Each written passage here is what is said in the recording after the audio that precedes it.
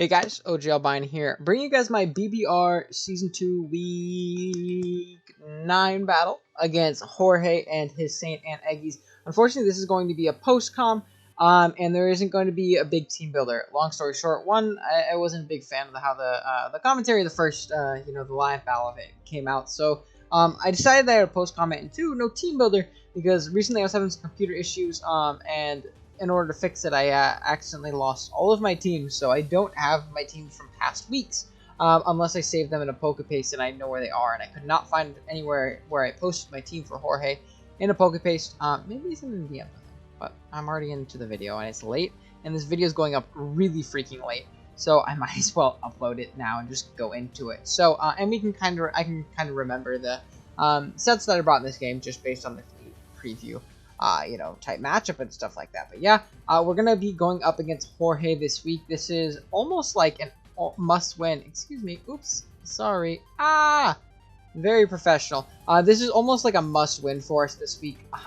Otherwise, we're pretty much boned getting into playoffs going forward. So we're definitely going to do our darn. This is a very tough matchup, as per usual with our team, because our team just kind of sucks. We'll go over the matchup really quick as I find Jorge's team on the website. Let's go ahead and sort it by tier and go right there. Awesome. So, our team, he did forget, consists of Zarude, Pelipper, Kingdra, Reuniclus, Silvally, Doublade, Toxicroak, Cinccino, Stunfisk, and Clefairy. While Jorge's team consists of Jirachi, Dragozolt, Togekiss, Incineroar, Jellicent, Noivern, Passimian, Alolan Executor, Ferroseed, and Hippopotas. Now, right off the bat, big threats to us. Dragozolt, big issue. And then the Haxgod, Jirachi plus Togekiss, very annoying for us to deal with, in all honesty. But I do like the team in which that we brought. Let me kind of run it down really quick. We have a Rest Talk Stunfisk with just Discharge, Earth Power, Rest, Sleep Talk. Just phenomenally in this game. If you look at my opponent's team, the only Pokemon he really has to break it is going to be the Jellicent, provided that we, play with it sufficiently. We're going to be in a really good spot with him. After that, we just have a 4-attack Life Orb Zarude, I believe, with... No, we are Bulk Up Life Orb. We were Bulk Up with Close Combat, Rock Slide, and Darkest Lariat. Another really good breaker in this matchup. We outspeed everything barring the Noivern. We blow back the Ferroseed with a +1 Close Combat. Darkest Lariat hits everything else minus the Togekiss. And that we obviously have Rock Slide for, which actually does a ton at +1, which is nice. Next up, we have another Crit set. We are bluffing it with the Rain. But the Rain will obviously boost our Surfs. We are Surf Agility, Draco Meteor, and Focus Energy with the Scope Lens and the Sniper ability. If you look at my opponent's team, it actually deals with Kingdra pretty well, especially with Jellicent being one of the best checks in the game to it. So I wanted to potentially Focus Energy up on that thing and really start raining some Focus Energy Dracos down on its head. Puts us in a really good spot. If we can Agility up, we'll be faster than everything on the team as well. It's a great win con if we can position it correctly and try and get up both of those things. Another potential win con we have is going to be a Silvally Rock. We are Swords Dance, Multi-Attack, Flame Charge, and Crunch in this matchup. It gives us a secondary flying resist, and once we get up to +2 speed and then we get a Flame Charge off, the game is essentially over once we have a little bit of chip on Jellicent and a little bit of chip on the Jirachi. We can kind of just run through my opponent's team, which is awesome. We have a Scarf Pelipper, gives us good speed control, and I can definitely catch him off guard, which is really nice. And then we have an Assault Vest Toxicroak to catch an offensive Jellicent, which I've noticed that Jorge really does enjoy bringing his Scarf Spout Jelly. So I wanted to have something to potentially pivot in and stop that. Though I do expect a more Spadef variant for our Kingdra, I figured it'd be nice to have nonetheless. So let's go ahead and jump into this match. Looking at the initial team that Jorge ended up bringing, he didn't bring a lot of the threats that we really needed the Toxicroak for. Namely, what do you call it? What did we bring Toxicroak for? Other than that, we brought Jellicent and brought for Jellicent, but it wasn't the most useful member in this match, so I wanted to, potentially bring something, use it in a way where we could, get some big chip damage off on a potential Togekiss lead, on a potential, Ferroseed lead or something like that, as he wants to get up hazards. But unfortunately, the worst lead possible is going to happen, and my opponent's going to lead off with the Noivern, but this is honestly completely fine. What I can do is just go hard out into my Stunfisk. If he wants to get aggressive and go for a U-turn, I'll be in a good spot because that'll allow me to potentially get a static pair off on him. We are Rocky Helmet as well, so we will be able to chip him down in that way. And obviously, we can take on a Special Noivern pretty darn well with our Fisk. Because right here, we are going to go out into Big Fisk. He's going to throw off a Hurricane. He's going to get a crit. He's going to do a ton of damage, revealing he has to be choice specs. He's 100% a choice spec Noivern. No ifs, ands, or buts about it, and that's really scary. If this Stunfisk gets chipped, this thing could be a big issue for our team. So we're gonna have to be smart about that.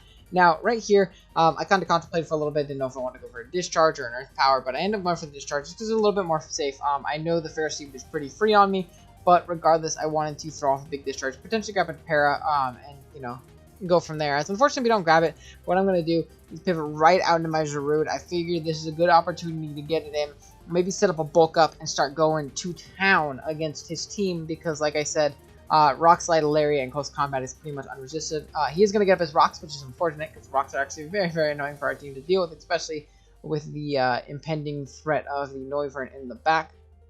I'm completely fine, though. What I'm going to do right here is kind of contemplate, do we go for a bulk up, do we go for a Rock Slide, trying to predict the thing, or we just go for a Lariat as a nice middle ground play. He's going to actually end up staying in, which is very interesting.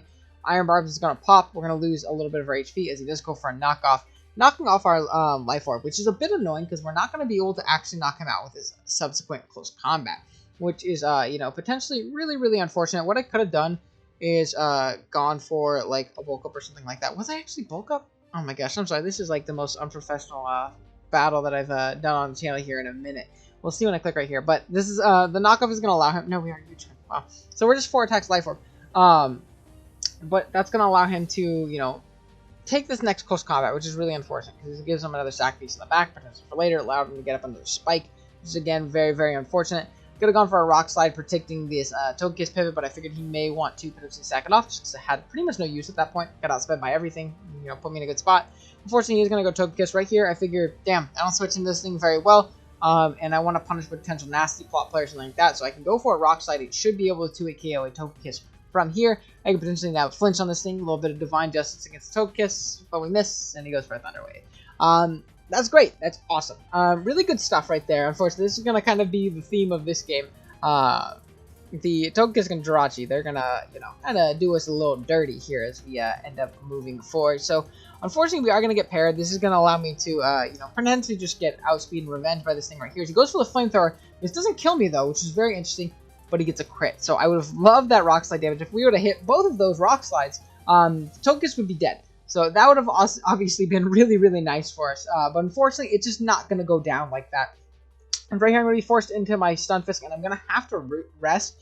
With these hazards up, Stunfisk is much less effective in really checking my opponent's team at this point. So I'm going to be forced into a rest turn, which is going to, you know, make me play with a little bit more RNG in this matchup, as he actually goes hard into the Dragozolt, showing that he really lacks responses to this Stunfisk.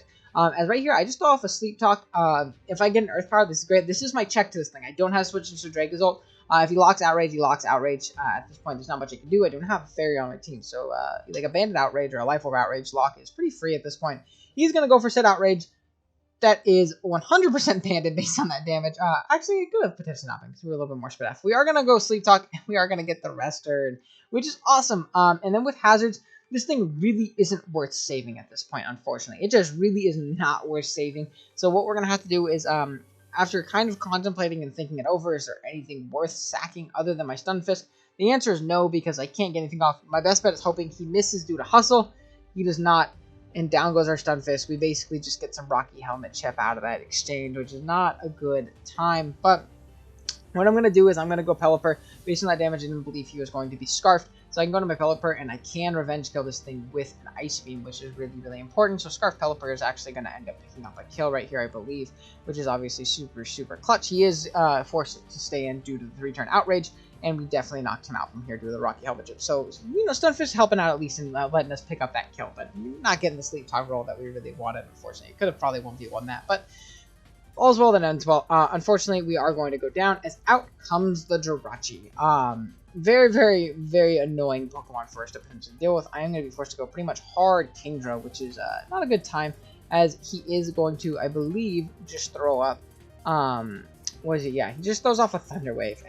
This is kind of the beginning of the end for us, because unfortunately we're just not going to be the best spot. I'm a little tilted at this point, as you can probably tell by how quick I'm clicking moves, and if you know me, I click really fast when I'm upset. I should have kind of realized my best play is to focus energy potentially, and then trying to agility a couple times, or at least agility there. But right here, I'm going to go for a Draco Meteor, hoping I get a crit. It is a 50% chance to do, or like, not a 50% chance, but something nice. due to our scope lens and stuff like that. So I kind of just hope for it. He goes for a Will-O-Wisp, which is even better for us, which is, you know, obviously not a good time that he ended up going for that. If we would have just, like, focused on the turn before, then agility, and then agility again, we could have actually won depending on how many turns we broke through. So, you know, it happens, I suppose. He is Hex. Completely fine. I am going to focus energy this turn. As you can see, just mega tilted at this point. This is this game is not going too well for your hero, unfortunately, as we are going to just be in range of the next Hex, and there's not much we can do about it. Maybe glitch for cover for some reason, but definitely Hex is his best play. He's just going to pick me off right there, and down we go. So very, very good stuff to start the game up to this point. I'm going to go out into my Toxicroak. I don't really have a way of breaking through this Pokemon at this point. Especially without Zarude, so those makes things we should have kept in mind when we were going to sack it against Togekiss, but hey, it happens. We're going to go and we're just going to spam Shadow Ball. He just knows that we're AV. He doesn't know if we're physical or special. We see that he's majorly specially defensive, so that's not good. He's going to Will-O-Wisp. That's not the biggest deal in the world, though. We have the coverage we need on the special side to hit the rest of his team, so I'm just going to spam Shadow Ball, maybe try and get a Spit F drop, try and wear this thing down, and, you know, put myself in a decent position from there, as he ends up going for a Magic Coat. I don't exactly know why. He saw that we were AV earlier, so the Magic Coat play didn't make too much sense to me. If we ended up getting like a Spadef drop right there, we killed this thing, we picked it off. Could have, you know, picked something off on the pivot in. But hey, it happens. We unfortunately do not get that. This game isn't the luckiest for us, as he's going to click the Strength Sap, lower our attack, but he's not going to get that much back due to the fact that we are burned and we are special attacking set. So, not the biggest deal in the world. We're just going to continuously spam Shadow Ball and potentially come out of this exchange on top. When he wants to attack us, we can potentially do a KO him depending on rolls and how healthy he is. That time we are definitely not going to, as he does just click Hex once again. But again, I'm going to try and keep him as low as humanly possible and spam Shadow Ball. His strength stats are doing left and left. I'm -1 and I am burned and I am a special attacking set with, you know, obviously 0 IVs in my attack. So our best play is just to keep spamming it and hope something goes our way this game, because it hasn't gone our way up to this point. It's not been a good time, as he's actually going to pivot out and sack his Pharaoh Seed, which is like, okay, it's not too big of a deal. But knocking it out is definitely clutch. Down it goes, down it goes. Toxicroak's going to take a little bit more burn damage, and at this point, it's just going to be our, you know, newest stack.